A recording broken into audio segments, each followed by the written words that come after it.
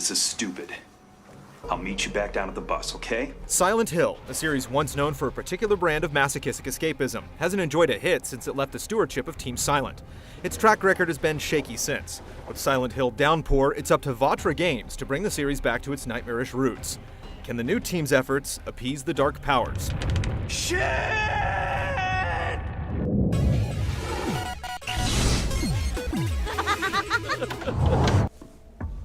Jesus, you scared the hell out of me. Definitely not what I intended. After committing murder at the request of a prison officer, inmate Murphy Pendleton finds himself on a transfer bus that crashes when passing through a notoriously foggy town. He soon wakes from the ordeal and begins pursuing his logical sole objective to get out of Silent Hill alive. The presence of danger is quickly established by the monsters that roam the barren streets, but you'll at times also encounter a few of the town's slightly touched locals.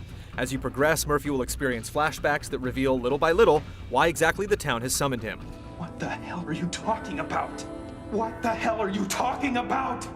While the way the plot unfolds is trademark Silent Hill, Pendleton's lack of purpose for being there makes it hard to care about the story until the final stages when everything is revealed.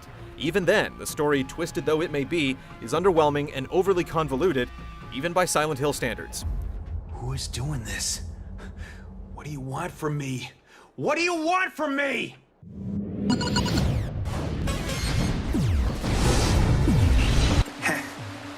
Listen to us talk, as if anybody out there gives a damn.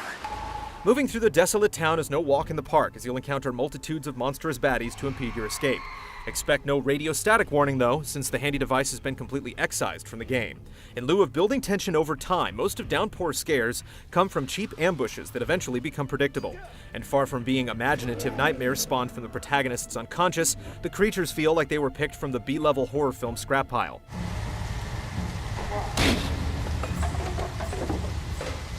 For navigating through darker environments, you'll utilize a flashlight.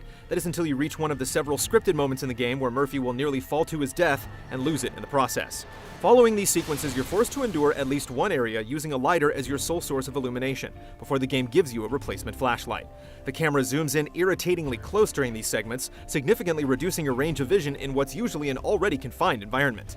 The result feels clunky at best and nauseating at worst. Is this some kind of sick joke to you? We were disappointed to find each outing to the Silent Hill's eerie otherworld boiled down to nothing more than a single short puzzle followed by gimmicky chase sequences or canned minigames where you're careening down a slide. These make what should have been the darkest and most disturbing corner of the game the most repetitive and downright boring. It feels like a lost opportunity because the good puzzles in Silent Hill Downpour are the definite highlight of the experience. Unfortunately, the misguided focus on combat makes it difficult to dwell on the good stuff. Oh God, not again.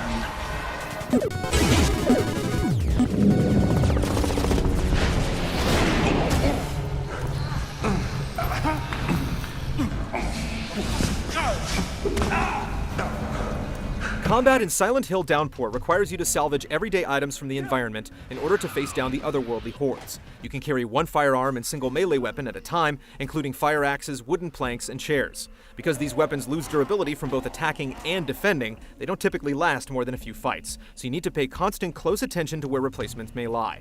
The way weapons spawn is easily exploitable. Once you discover where, say, a pile of bricks will appear, you can camp the spot and arm yourself with an essentially limitless arsenal.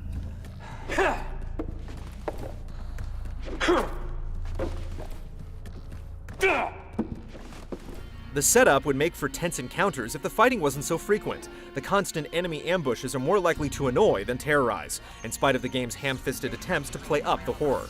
The cheap surprise attacks quickly become predictable, sometimes going so far as to telegraph incoming attacks with lame camera tricks.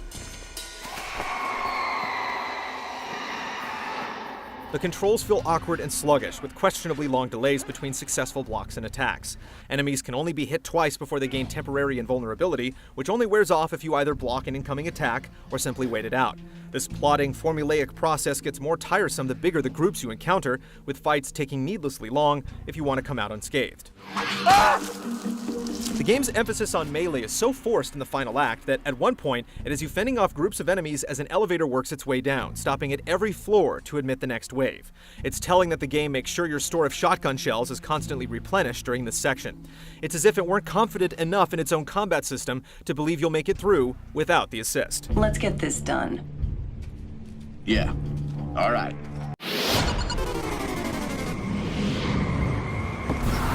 Looks like somebody has specific taste in entertainment. Silent Hill Downpour suffers from a fair share of technical flaws that'll brutalize your immersion.